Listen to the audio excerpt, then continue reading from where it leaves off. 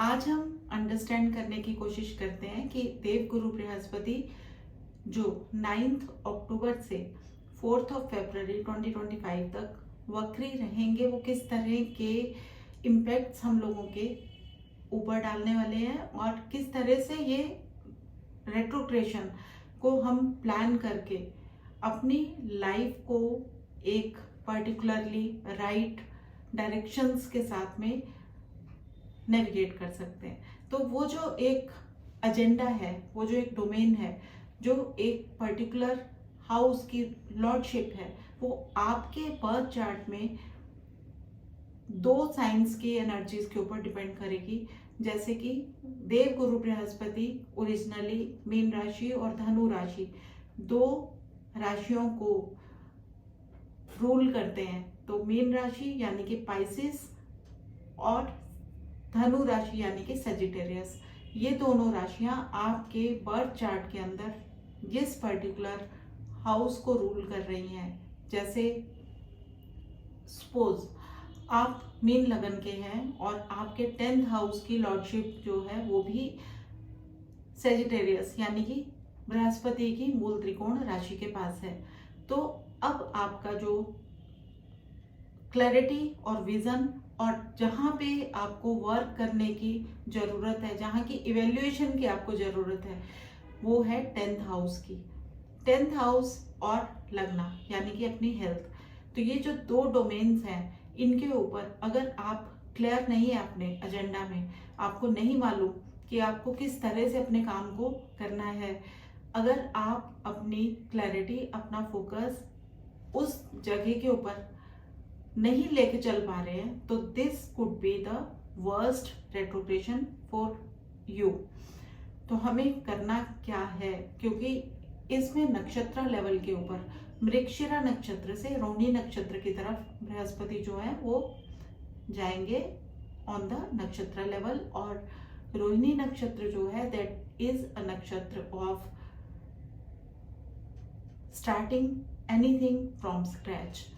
तो हमें हर चीज़ को स्क्रैच से शुरू करना है, क्रिएट करना है और हमको प्लान करना है कि हमारे पास में अभी तक जो इंट्रोस्पेक्टिव नेचर है हमारा, उसको हमने एक तरह से जागृत करना है और ये देखना है कि हमारे करियर के अंदर कहाँ पे कमी है, किस तरीके की अप्रोच से हम अभी तक जो काम कर रहे थे वो वर्थ था या नहीं था।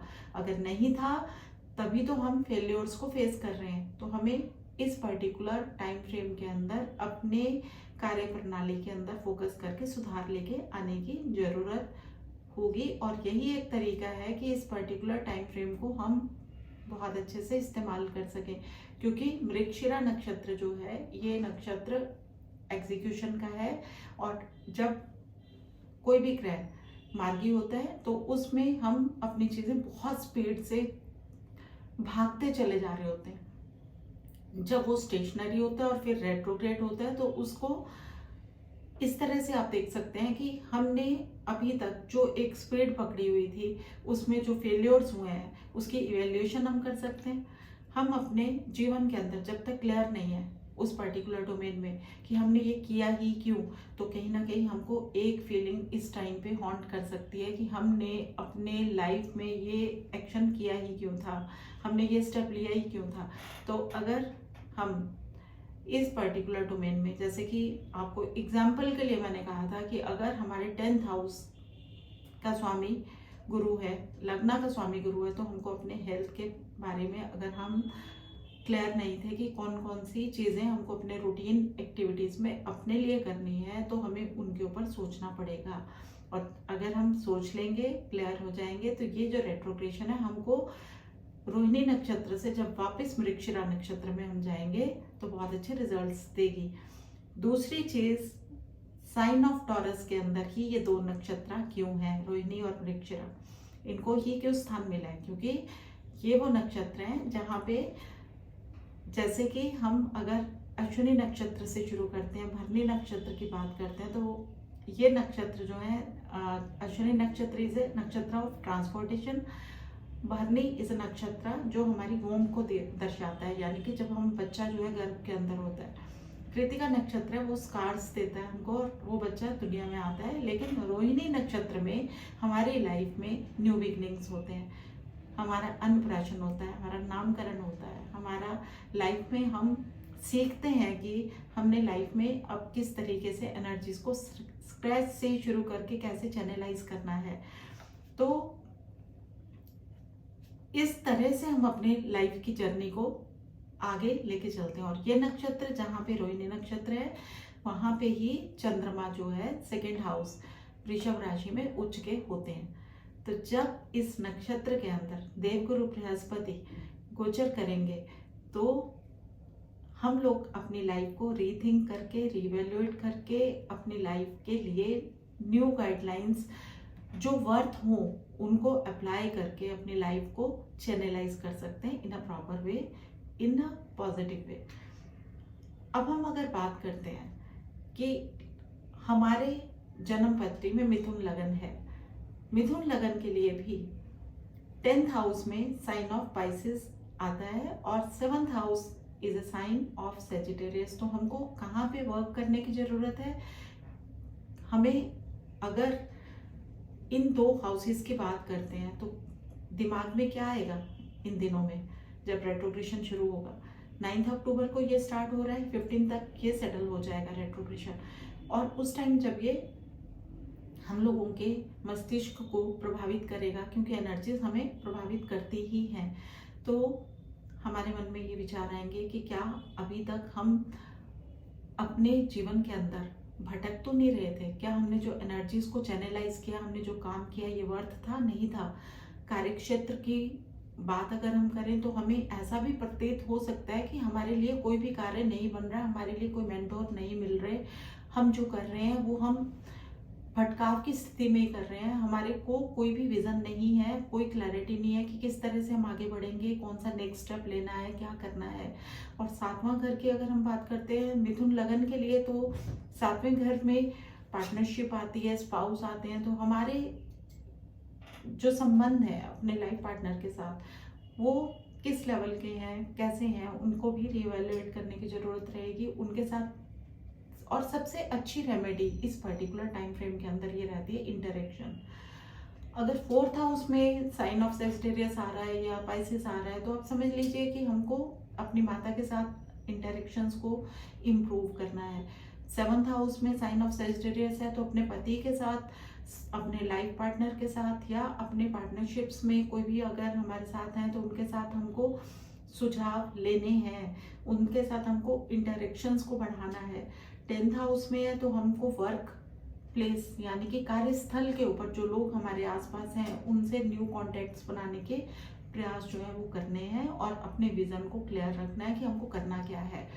मतलब क्लैरिटी ऑफ थॉट्स और interaction in that particular area is required during retrogression of Jupiter this time, because Mrigashira नक्षत्र से रोहिणी नक्षत्र की तरफ जाना यानी कि नए सिरे अपने कम्युनिकेशंस को बनाना। In this particular retrogression we have to learn about our inner consciousness. Spiritual retreats के लिए ये बहुत अच्छा टाइम है और ये वो टाइम है जब रोहिणी नक्षत्र में गुरु जो है, देवगुरु बृहस्पति जो है रेट्रोग्रेड होने जा रहे हैं। तो हमको अपने उस पर्टिकुलर एरिया के अंदर कुछ चीज़ों को सुधारना है, उनके अंदर हमको कोई सुधार लेके आना है, रिफॉर्म्स करने हैं ताकि हम अपने लाइफ के अंदर पीछे मुड़ के ना देखें, आगे बढ़ें। जितना भी फाइनेंशियली हम लोगों के अंदर इनस्टेबल फियर्स हैं, इनसिक्योरिटीज हैं, उनको भी ओवरकम हम कर सकते हैं विद द राइट प्लानिंग्स। तो जो भी हमने अभी तक किया वो वर्थ था या वर्थ नहीं था, उसको रीएवैल्यूएट करना, अपनी इनर कॉन्शियसनेस के ऊपर वर्क करना और साथ में ये देखना कि आपके जन्म पत्री के अंदर मीन लगन और धनु लगन ये दोनों राशियां जो हैं ये कहाँ पे प्लेस्ड हैं, कौन से पर्टिकुलर डोमेन को ये बता रही है कि आपको यहाँ पे ज़्यादा ध्यान देने की ज़रूरत है। उसी जगह के ऊपर आपको अच्छे रिजल्ट्स मिल जाएंगे अगर हमने उसके लिए क्लैरिटी ऑफ कॉन्सेप्ट्स को अप्लाई कर दिया विजन को क्लियर कर दिया और री इवेल्युएट करके अपने अंदर रिफॉर्म्स को लेके आने की कोशिश की। तो इस तरह से हम इस रेट्रोग्रेशन को देखेंगे in general, without taking into consideration कि कौन सा घर है, कौन सी जगह के ऊपर गुरु है नहीं है, हमें क्या करना है। हमको देव गुरु बृहस्पति के लिए विष्णु सहस्त्र नाम जो है इसको डेली जो है अपने घर के अंदर इसकी ऊर्जा को संचारित करने के लिए प्ले करना है।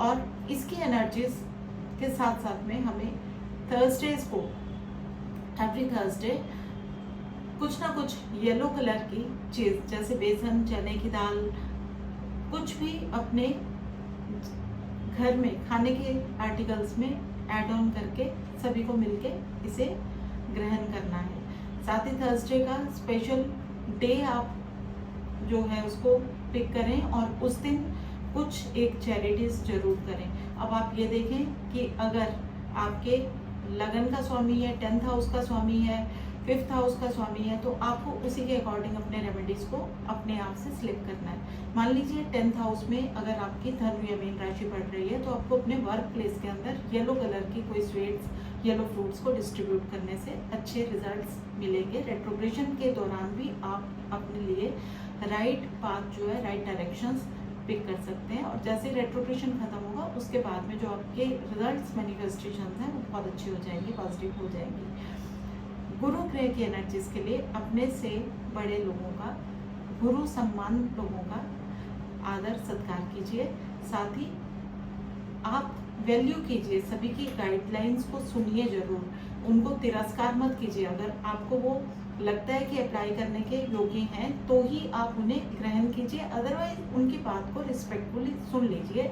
इतना भी आपके लिए बहुत अच्छे रिजल्ट्स लेके आएगा। जो जब हम ग्रेटिट्यूड के साथ में अपने कार्य को करते हैं तो देवगुरु बृहस्पति कैसी भी स्थिति में हो, हमारे पर्टिकुलरली जन्म पत्री के अंदर सबसे ज़्यादा घरों को कारकत्व के एंगल से वो प्रभावित करते हैं, नियंत्रित करते हैं। तो हमारे घर के अंदर जितना भी धन है, वैभव है, समृद्धि है, बुद्धि है, या जितना भी लाइफ के अंदर आगे बढ़ने के मार्ग को प्रशस्त करने की पावर है, सब गुरु से ही हमें मिलती है।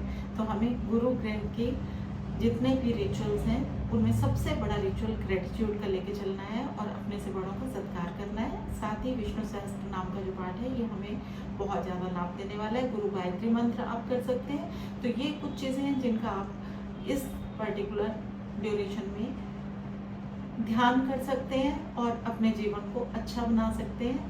अब बाकी जो है आपकी दशा कौन सी चल रही है, अंतर्दशा कौन सी चल रही है, ये तो हमेशा ही हम लोगों के जीवन को नियंत्रित करती ही है। उसका तो आपको किसी जानकार यानी कि किसी ज्योतिषी के पास जाके ही परामर्श मिल सकता है। लेकिन इन जनरल ये चीज़ों का अगर आप ध्यान रखेंगे और आप इस चीज़ को समझने की कोशिश करेंगे जो मैंने अभी कहा, तो ये एक तरह से मृगशिरा से रोहिणी तक का जो सफ़र है और टॉरस साइन जहाँ पे गुरु का गोचर ऑलरेडी हो रहा है, वहीं पे वो वक्री हो रहे हैं, वहीं पे वो मार्गी होने जा रहे हैं। तो एक तरह से आपके रिसोर्सेज, आपका धन, आपका कुटुंब, आपकी वाणी, सब चीज़ों के ऊपर अगर आप इंट्रोस्पेक्टिव अप्रोच के साथ में वर्क करते हैं और अपने इंटरेक्शंस को उस पर्टिकुलर एरिया के अंदर प्रॉपर करते हैं, बढ़ाते हैं या सुधारते हैं, तो आपको बहुत अच्छे रिजल्ट्स मिलेंगे। Otherwise it could be a headless transit for all of you और इसके रिजल्ट्स आप बहुत बुरे फील कर सकते हो। तो आप इसको इंटरेक्टिव वे में, पॉजिटिव वे में रिवैल्यूएट करके अच्छे से निकाल सकते हैं। Thank you so much.